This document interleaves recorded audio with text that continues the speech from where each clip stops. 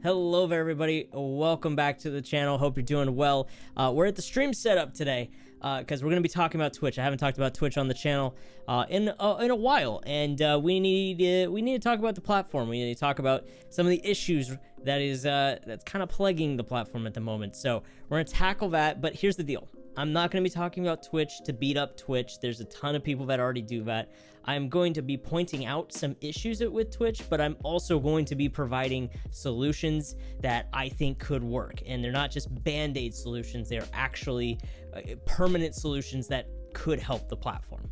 And I just want to make it known before we get into the 3 problems that I think Twitch is suffering from. I just want to make it known that I really am cheering on the platform. I really am. I love Twitch. It's one of the most unique platforms that I've ever been a part of, and I really want it to succeed.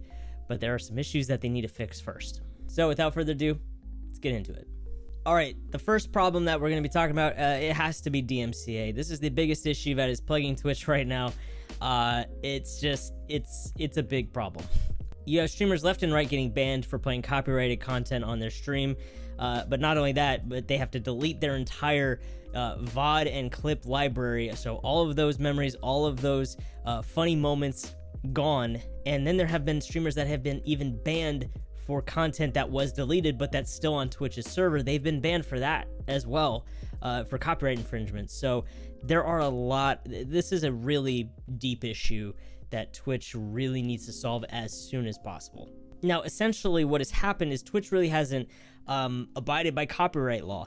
And so now they're kind of paying the price for it with all these lawsuits and record label companies that aren't happy that copyrighted content is being streamed live. And Twitch's response to this has not been great. I mean, they emailed the partners and they said, "Oh, we're just as surprised at the amount of DMCA claims as you are." And really? I mean, you really couldn't have looked at YouTube a few years ago and you didn't see this coming? This was bound to happen. This was an issue, and this was a bubble that was going to burst, and it has finally burst. And so, yeah, it's a big legal problem right now that is a big issue. Now, Twitch really hasn't given creators tools to really help combat DMCA.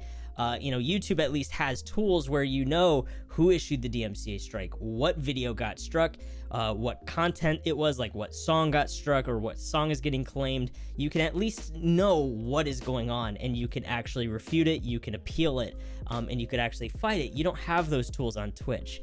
With Twitch, it just seems like they just kind of said, hey, so you may or may not have a DMCA strike on one of your VODs from like 6 years ago. Maybe. It's so bad. So the first thing Twitch needs to do is, 1, help creators get tools to help them combat DMCA strikes. At least tell us what clip, what VOD, and who's issuing the strike. That way we can at least see what's going on, and we could just delete one VOD instead of our entire VOD library. Now, the second solution is a long-term solution. Essentially, you need to make 2 parties happy. 1, the record label companies. That's the first one. The second one is music live streaming companies like Spotify. You need to find a compromise between these parties so that Twitch can, stop getting sued. Now, what the record label companies want is, when you are streaming, they don't want just the streamer to count as a listen. They want all of the viewers to count as a listen as well. So like Nick Merckx, who's streaming, they want his 20,000 viewers. They want all of those to count as listens, as independent listens. Because what that's going to do is it's going to force Spotify to pay out more money to those record label companies, because more listens, more money.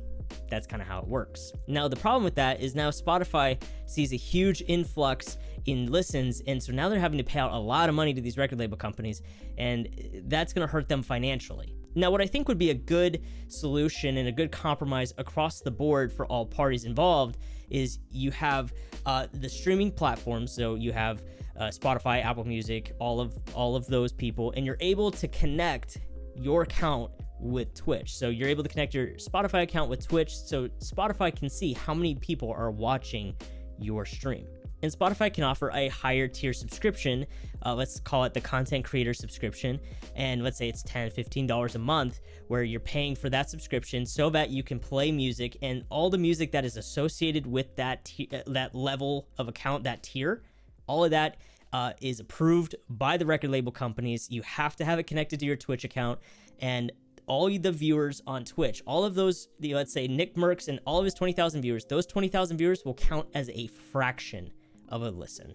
Now, I don't know the math or that specific fraction, but if they count as a fraction of a listen, that way Spotify is not having to pay out all this money for all this influx in listens, and record label companies, they're still going to get paid for those that are listening, for Twitch viewers and the streamer as well. And we want to count viewers as a fraction of a listen, because most of the time on Twitch, you're not listening to music unless that's a radio channel, which you can even have a higher tier subscription for that. Mostly music is in the background of streams. I know for me, music is always in the background of streams. So that's why you want to keep it as a fraction of a listen. And between Twitch, Spotify, and the record label companies, they can come up with a number, a fraction that works best for all of them involved. And this is a win-win for everybody, for the record label companies because they're still getting paid, the Spotify because they're not having to, pay out all this money for all this influx in listens, Twitch because they stop getting sued for DMCA negligence, and then streamers because now they don't get banned for DMCA strikes. So honestly, it's a win-win-win-win for everybody. Now, I will admit, this is not a flawless solution. This is just some ideas that I think will help the situation. And I think if you have these parties sit down and really kind of hash out the details of this, I think you could come up with a good system that could really help keep streamers protected, as well as the rights of the record labels protected as well. So I think a system like this could really help all parties involved. All right, the second problem plaguing Twitch, discoverability. This is a clear problem that has been a huge issue on Twitch for a long time, and streamers have forever have been asking Twitch, hey, us smaller streamers, we need a way to get discovered. The big guys are just getting bigger and we're not growing. The trickle down viewership is not happening. We need a way of discoverability. And Twitch, for the most part, has pretty much ignored this. This has not been a very big priority for Twitch, and it doesn't seem like they really care all that much. And the thing is, they shouldn't care about smaller streamers, because here's the deal. They want to care about the streamers that bring the platform money, that bring more eyes to the streamers. They want to care about the Ninjas, the Tims, the Lupos. They want to care about all of those guys, because those are the guys that are going to bring more eyes to the platform. They don't really care about little old me with 5 average viewers. They just don't. And I understand that. But the thing is, the platform doesn't really give streamers a fair shot to be able to find a way to actually grow an audience. And I've talked about this a lot on stream, is that Twitch is not a place that you grow an audience. Twitch is a place that you bring an audience to. And Twitch is the only platform where you have to create content outside of the platform to actually grow on the platform, if that makes sense. It's weird. Like, if you want to grow on YouTube, you post YouTube videos. If you want to grow on Instagram, you post on Instagram. If you want to grow on TikTok, you make TikToks. I mean, if you want to grow on these platforms, you post on these platforms, right? On Twitch, if you want to grow on Twitch, you kind of have to make content on YouTube or anywhere else but Twitch. It doesn't really make sense. And so this has been a really big issue for Twitch for a while. Here's how you fix the discoverability problem. What you do is you create a Twitch clips page, and you make short form content, then you make it browsable like an Instagram Explore page or a TikTok For You page. And in this browse page, you'll see a lot of clips that are algorithmically catered to your interests and your likes based off of streams you like and the categories you watch most. So if you like watching Call of Duty streams, you're going to see a lot of Call of Duty clips. Or if you like watching, music streams, you'll see more musicians on this page as well.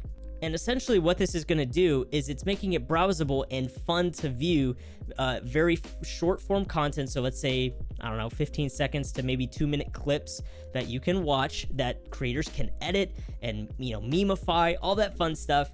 And they can upload it, and then the community can upvote it, downvote it. If they like it, they like it. If they don't, they don't. And then the community can blow up streams. I think this is the long-term solution for discoverability, because this is going to help streamers get discovered way faster through clips, through short-form content, and an algorithmic search base where you have the viewers who are watching things that they're already interested in. I think it could work. Discoverability has been a huge issue on Twitch for a long time, so I think this could be a really good solution overall across the board. And problem number 3 is the leadership. All of the problems that are plaguing Twitch stem from the top. And this is a huge problem, and it stems from the CEO to that executive team. And at some point, it's gonna have to change. I mean, you just look at the CEO, Emmett Shear. I mean, this guy is not involved in the community at all. I mean, you look at his channel, he hasn't streamed in years. And the last time he was streaming, he was testing the features of the site. And when you have a platform that's struggling and you see the CEO only once a year during GlitchCon, TwitchCon, whatever con they're making announcements at, and you only see the CEO once a year, that's not really engaging. It's really hard for the community to rally behind Twitch when you can't even have your head guy be involved in the community. Kind of feels like Emmett Shear is just, his head's in the sand. I mean, just look at GlitchCon. I mean, he came out and he acknowledged that DMCA is a problem. He acknowledged that this was an issue, basically just saying, yeah, it's a problem. Didn't address any of the solutions, didn't provide any solutions, kind of glossed over it, just kind of acknowledged it, just kind of beat over the bush. And then he showed you his dog. And then he proceeded to say that this was the best year for music on Twitch. Yeah, that actually happened. And at some point, I have to think, when is the Amazon executive team going to get involved? And even Jeff Bezos has been affected by this. He's had to go to Congress, and Congress is like, hey, Jeff, what's going on with the Twitch DMCA thing? And even Jeff was like, I don't really know. So Jeff and the Amazon executive team has basically two options. One, they basically rip the Band-Aid off and they sell Twitch. Now, I don't think that is going to be the route they go. That doesn't really fit Amazon's kind of bigger plan. They want to try to have a hand in every industry, and Twitch is their hand in the gaming, streaming, social media industry. That is their hand in that, and I don't think they would sell it. That doesn't make sense.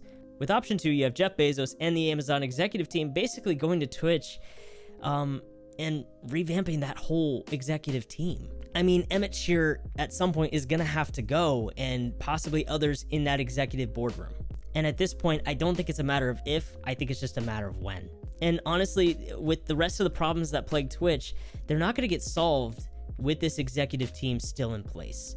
At some point, there has to be change. So those are kind of the three major red flags that I've seen with Twitch. And honestly, like I said before, I really am cheering on Twitch as a platform. I didn't want to beat them up here. I wanted to try to help, offer solutions, ideas. Again, these aren't foolproof. Some of these are kind of speculative. I understand that. But my goal with this video was not to beat up Twitch, but I wanted to offer ideas and some solutions, some ideas, something to help the platform dig itself out of this really big hole that they've dug themselves into. And I hope Twitch does.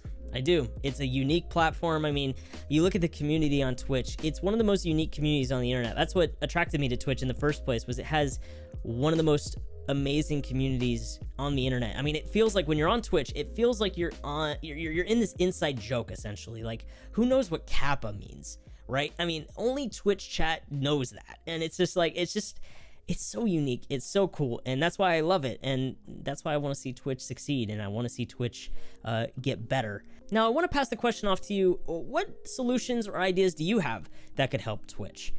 We all have unique ideas and different solutions, and I'm just one person, so I'd love to hear your thoughts and your ideas in the comments section below. So let me know what you think, and let me know what you would like to see on Twitch and what changes you would like to see happen on the platform. But with that, thank you so much for watching. I appreciate you. Be sure to like if you like this video. Be sure to subscribe if you want to see more content like this.